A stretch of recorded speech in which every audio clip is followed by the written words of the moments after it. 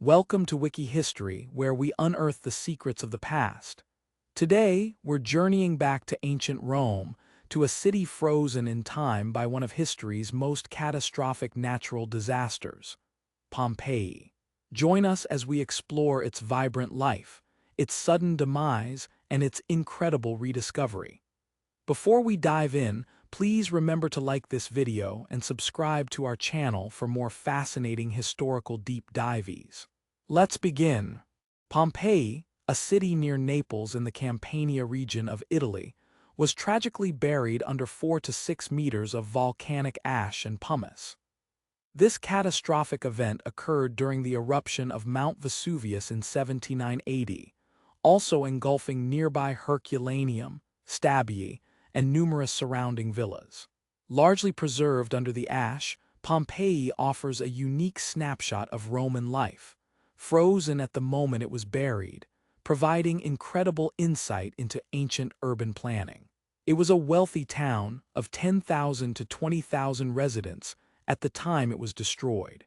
Pompeii hosted many fine public buildings and luxurious private houses, adorned with lavish decorations, furnishings, and artworks.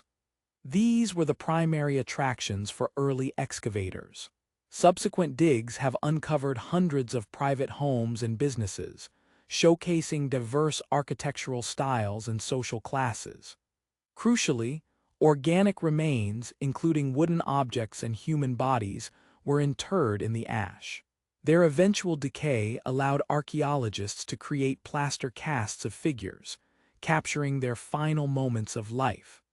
Additionally, the numerous graffiti carved on walls offer a wealth of examples of the largely lost vulgar Latin spoken colloquially at the time.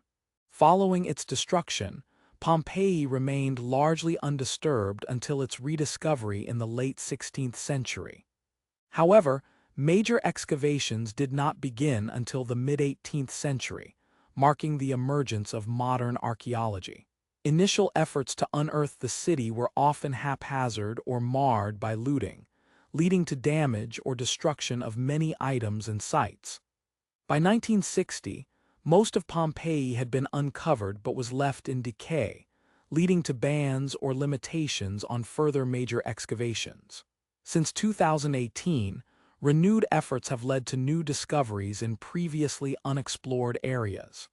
Today, Pompeii is a UNESCO World Heritage Site, attracting approximately 2.5 million visitors annually.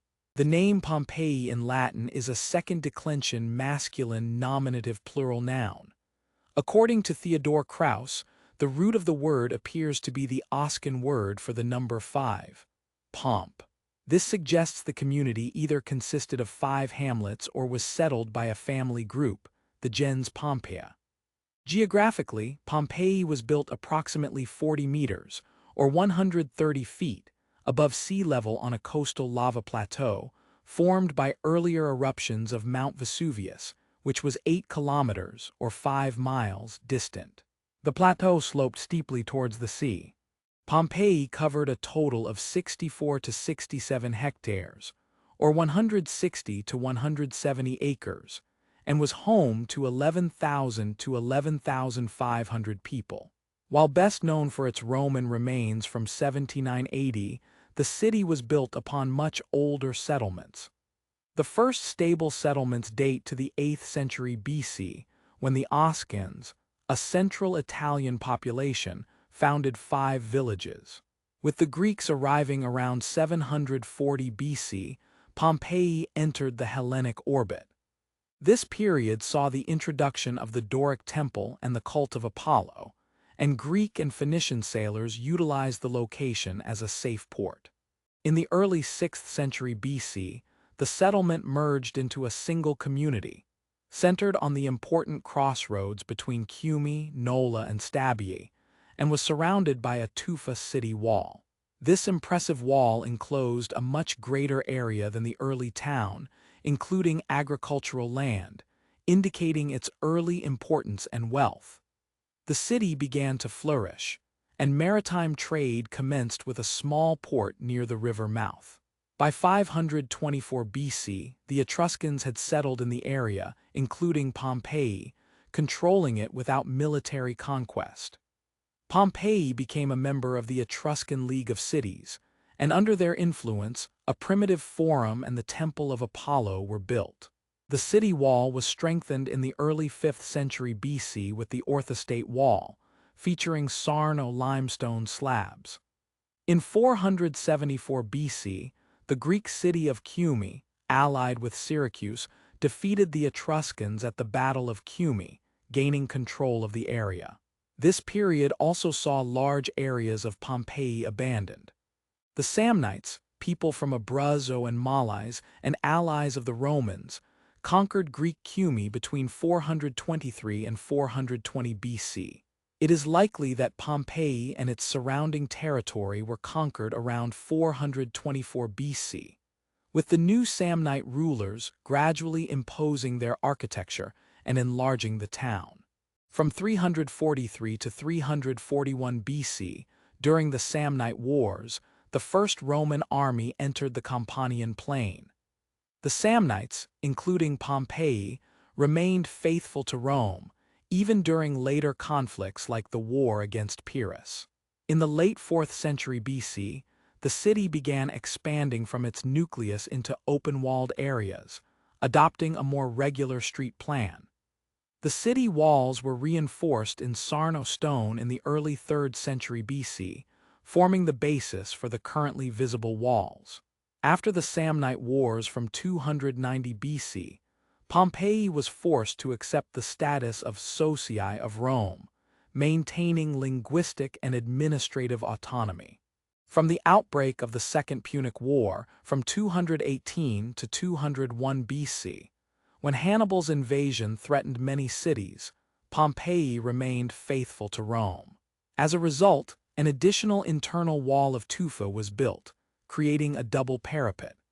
Despite political uncertainty, Pompeii flourished due to the production and trade of wine and oil with regions like Provence in Spain and intensive agriculture. In the 2nd century BC, Pompeii enriched itself by participating in Rome's conquest of the East, evidenced by a statue of Apollo in the Forum.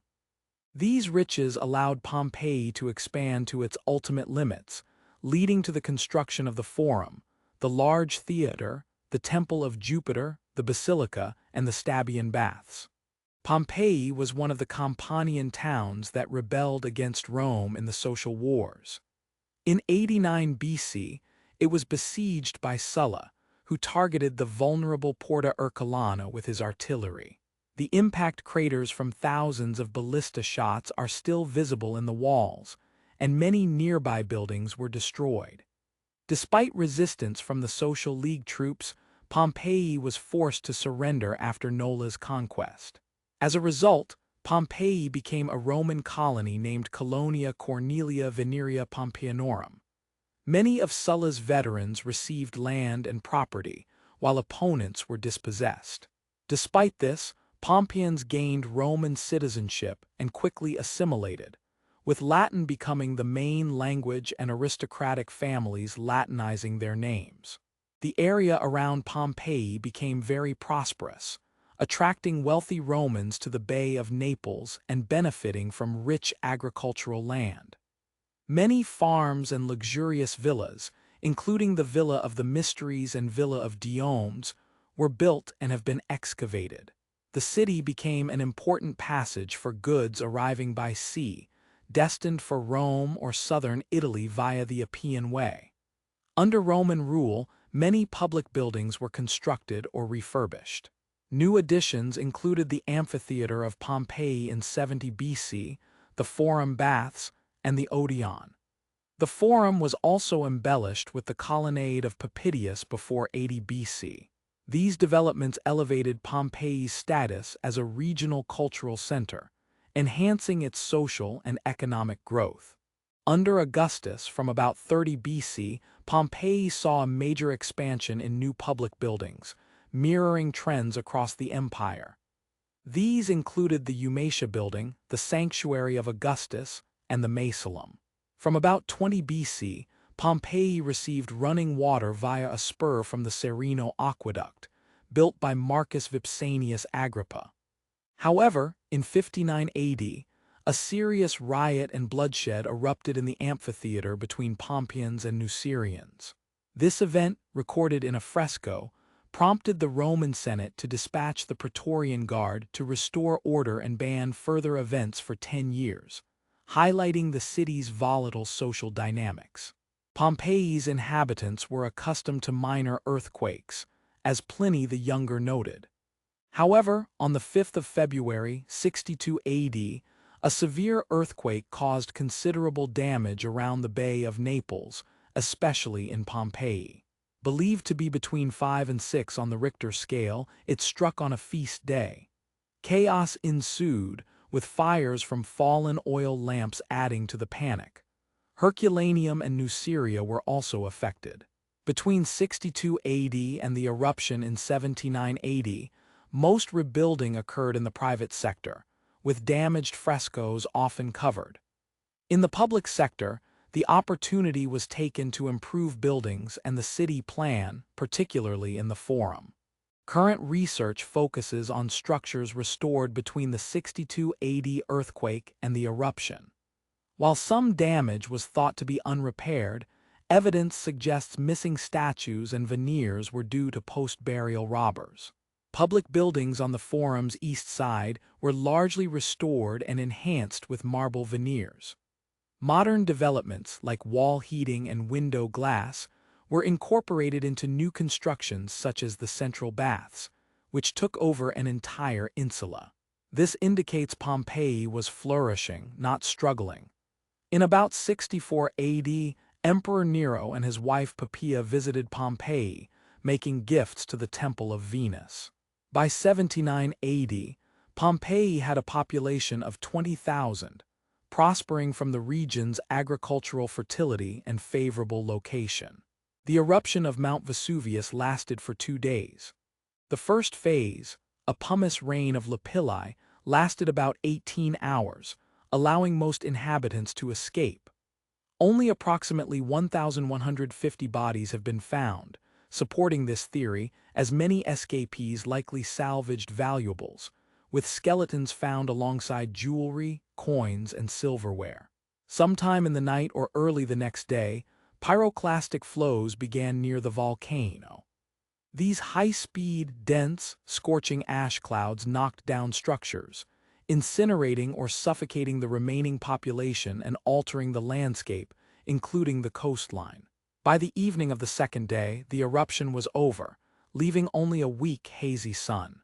A multidisciplinary study published in 2010 indicates that heat, not ash suffocation, was the main cause of death in Pompeii and surrounding towns. Exposure to at least 250 degrees Celsius or 480 degrees Fahrenheit hot pyroclastic flows at a distance of 10 kilometers, or 6 miles, from the vent was sufficient to cause instant death, even within buildings. The people and buildings of Pompeii were covered in up to 12 different layers of tephra, totaling up to 6 meters, or 19.7 feet, deep. Archaeology in 2023 further showed that some buildings collapsed due to earthquakes during the eruption, killing their occupants. Pliny the Younger provided a first-hand account of the Vesuvius eruption from Misenum, though written 27 or 28 years later. His uncle, Pliny the Elder, died attempting to rescue victims, having ordered imperial navy ships to assist evacuation. Volcanologists recognize Pliny the Younger's account by calling similar events Plinian. It was long believed the eruption occurred in August, based on one-letter version. However, another version suggests a date as late as the 23rd of November. A charcoal inscription discovered in 2018, dated the 17th of October, supports a later date. A collaborative study in 2022 determined the date to be the 24th to 25th of October. An October or November eruption is strongly supported by multiple pieces of evidence. People buried in the ash wore heavier clothing, unlike typical August attire. Fresh fruit and vegetables in shops were characteristic of October, while summer fruits were sold dried or conserved. Nuts from chestnut trees, found at Oplontes, would not have matured before mid-September. Wine fermenting jars had been sealed, a process that typically occurred around the end of October. Furthermore, coins found in a woman's purse included one with a 15th imperatorial acclamation, which could not have been minted before the second week of September. All these details point to an autumn eruption.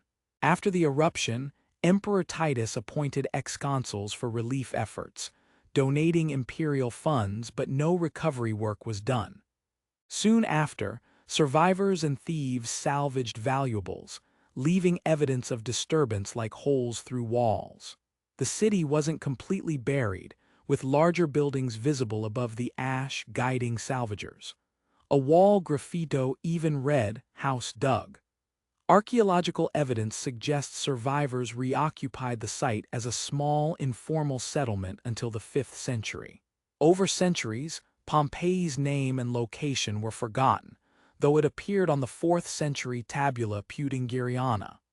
Further eruptions in 471 to 473 and 512 AD covered the remains more deeply, and the area became known as La Civita, meaning the city. The next known unearthing occurred in 1592, when architect Domenico Fontana, while digging an underground aqueduct, encountered ancient walls with paintings and inscriptions. He kept his findings secret. In 1689, Francesco Picchetti saw an inscription mentioning De Curio Pompeiis, but misidentified it. Francesco Bianchini and Giuseppe Macrini, in 1693, correctly identified Pompeii beneath La Civita. Herculaneum was rediscovered in 1738. Due to spectacular finds there, Spanish military engineer Roque Joaquin de Alcubierre began excavations at Pompeii in 1748, though the city wasn't yet identified. King Charles of Bourbon showed great interest. Finally, on the 20th of August, 1763, an inscription Re Publici Pompeiorum was found, officially identifying the city as Pompeii. Carl Weber directed the first scientific excavations, followed by military engineer Francisco La Vega in 1764, and his brother Pietro in 1804. Significant progress occurred when the French occupied Naples in 1799 and ruled Italy from 1806 to 1815.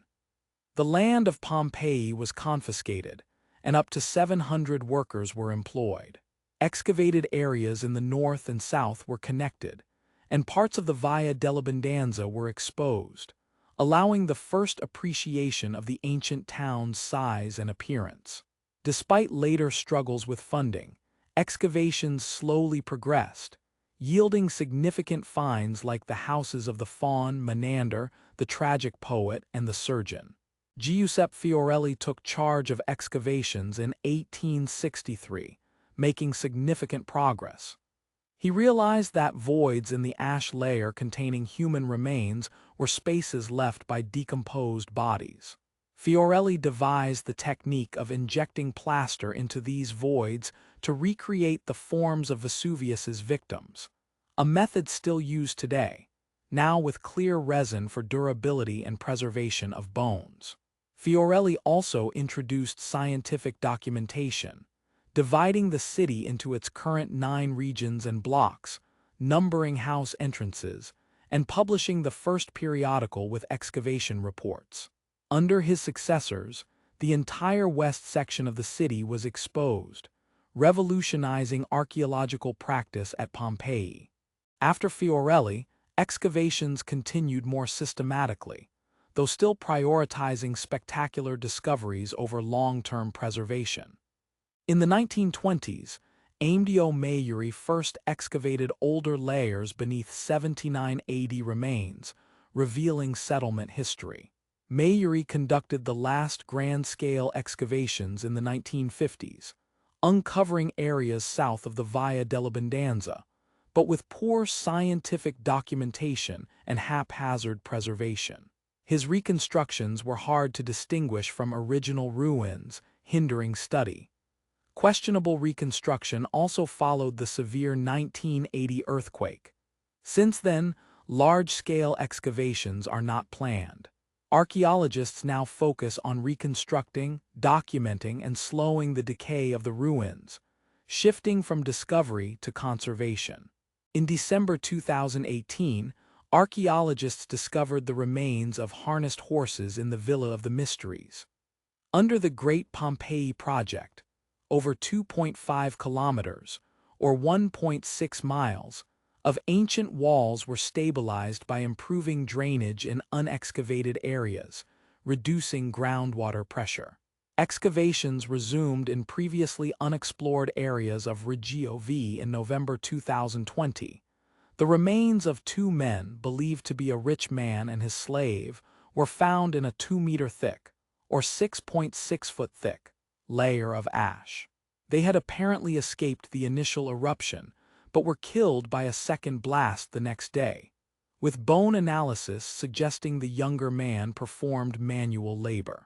In December 2020, a thermopolium, a Roman inn or snack bar, was excavated in Reggio V. It featured brightly colored frescoes depicting food, and archaeologists found 8 terracotta pots, or dolia, still containing meal remnants like duck, goat, and fish. A decorated bronze drinking bowl, wine flasks, and ceramic cooking jars were also found. One fresco showed a leashed dog, and a complete skeleton of a tiny adult dog, only 20 to 25 centimeters, or 7.9 to 9.8 inches, at the shoulder provided evidence of selective breeding. In January 2021, a well-preserved, large, 4-wheel ceremonial chariot was uncovered in the portico of a luxurious villa in Civita Giuliana. Made of bronze and black and red wooden panels with engraved silver and bronze medallions, it is now thought to be a unique bridal carriage, or pilentum, and has been restored for display in 2023. Nearby, plaster casts of 2 fugitives and remains of harnessed horses were found. In 2021, an exceptional 1st century AD painted tomb of a freed slave, Marcus Venerius Secundio, was discovered outside the Porta Sarno gate. Its inscription revealed he achieved custodianship of the Temple of Venus and organized 4-day Greek and Latin performances, the first evidence of such Greek cultural events in Pompeii. In April 2024, a dining hall lined with rare frescoes was excavated. One fresco depicts Helen of Troy and Paris, while another shows Apollo and Princess Cassandra. This 15 by 6 meter hall, located in a house on Via di Nola, had black painted walls, possibly to hide soot. In June 2024, a shrine with rare blue painted walls was discovered, adorned with paintings of females thought to represent the 4 seasons, or Hori. 15 amphorae, 2 bronze jugs, and 2 bronze lamps were among the findings in this 8 square meter, or 86 square foot, room, believed to be a sacrarium. Objects buried beneath Pompeii were preserved for almost 2,000 years due to lack of air and moisture. However, following excavation, Pompeii has faced natural and human-caused deterioration. Weathering, erosion, light exposure, water damage, poor excavation methods, introduced plants and animals, tourism, vandalism, and theft have all damaged the site. Inadequate weather protection for most buildings has led to the fading or loss of original interior decoration. 2/3 of the city has been excavated, but its remnants are rapidly deteriorating. Furthermore, during World War II, many buildings were badly damaged or destroyed by Allied bombs, adding to the site's challenges. Conservation has been a constant concern for archaeologists. Pompeii was included in the World Monuments Watch in 1996, 1998, and 2000, with calls for urgent repair and a restoration plan. Funding from American Express and the Samuel H. Kress Foundation supported these efforts. However, the Schola Armatorum, or House of the Gladiators, collapsed in 2010 due to heavy rainfall and poor drainage, sparking controversy over neglect. Today, funding primarily targets conservation, but it's often inadequate given Pompeii's vastness. A 2012 study recommended improved interpretation strategies. In 2020, many domus gardens, orchards, and vineyards were carefully recreated using fresco depictions and archaeological finds, offering insights into their pre-catastrophe appearance. Notable examples include the House of Julia Felix and the Garden of the Fugitives. In 2021, several long-closed domus, such as the House of the Ship Europa and the House of the Lovers, reopened after restoration, alongside the newly excavated House of Leda and the Swan. Pompeii has been a popular tourist destination for over 250 years, attracting almost 2.6 million visitors annually by 2008. To manage tourism, new tickets encourage visits to Herculaneum and Stabiae, and in 2024, daily ticket sales will be limited to 20,000, with timed entry during peak season. Pompeii drives the economy of the nearby town of Pompeii, employing many in tourism. New excavations were halted by a moratorium in 1999, lifted in 2017. The site is now less accessible, with less than a third of buildings open compared to the 1960s. The Antiquarium of Pompeii, originally built by Giuseppe Fiorelli between 1873 and 1874, displayed archaeological finds. It suffered extensive damage in 1943 from World War II bombings and again in 1980 from an earthquake. Closed for 36 years, it reopened in 2016 for temporary exhibitions, and on the 25th of January, 2021, as a permanent exhibition venue. Visitors can now see archaeological discoveries, victim casts, and displays documenting Pompeii's history. Pompeii's rich Greek, Etruscan, and Roman history makes it invaluable for studying ancient Roman architecture and urban planning.